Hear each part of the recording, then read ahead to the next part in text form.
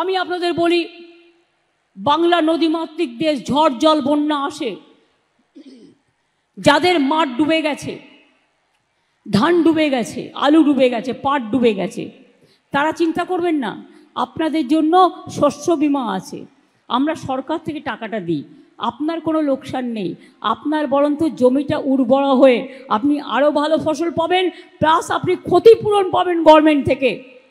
আপনারা চিন্তার ভারটা আমাদের উপর দিয়ে দিন। এবারেও কিন্তু বাংলা ধান উৎপাদনে ভারতবর্ষে প্রথম স্থান অধিকার করেছে, প্রথম স্থান অধিকার করেছে। মনে রাখবেন, এটা আমার কিষাণ ভাইদের, চাষি ভাইদের, ক্ষেত মজদুরদের গর্ব। আজকে পরিযায়ী বাড়ি, গ্রামীণ আবাস যোজনা আমাদের সরকারের সময় আমরা প্রায় 47 লক্ষ বাড়ি দিয়েছি। তারপরে গত বছর এই শেষ হলো, আমরা 12 লক্ষ নতুন বাড়ি আবার দিয়েছি। আগামী ডিসেম্বর মাসে আরও 16 লক্ষ লোকের বাড়ির লিস্ট আছে। যাদের লিস্ট আছে তারা ডিসেম্বর মাসে অর্ধেক বাড়ির টাকা পাবেন, আবার মে মাসে বাদবাকিটা পেয়ে যাবেন। তাহলে কত হলো? আরও 16 লক্ষ হয়ে গেল। তারপরে যারা পড়ে থাকবেন তাদের লিস্ট রেখে দেবো, আস্তে আস্তে 6 মাস পর পর লিস্ট দেখে দেখে করে দেবো। চিন্তা করবেন না, কেউ বাকি থাকবেন না বাংলায়। অন্তত 1.5-2 কোটি মানুষের এরকম অবস্থা আছে। কিন্তু মনে রাখবেন, অলরেডি 47, 12 প্লাস 16, 16 আর 12 28, 28 আর 47 কত হয়? 28, 40, 68, 68 আর সাথে কত হলো মেয়েরা?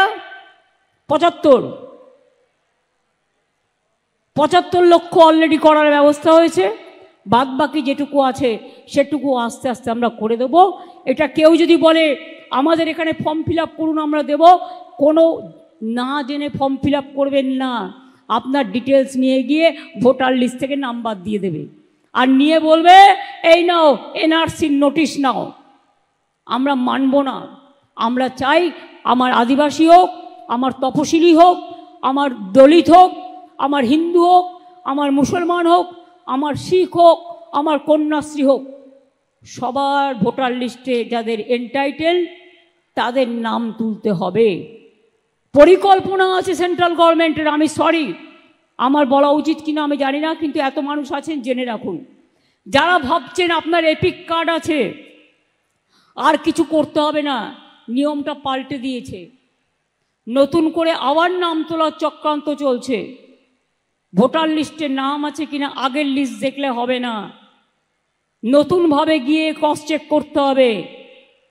আর যাদের এখন 2002 সালের আগে জন্ম হয়েছে, 2002 সাল পর্যন্ত বলছে তাদের বাবা মায়ের বার্থ সার্টিফিকেট লাগবে।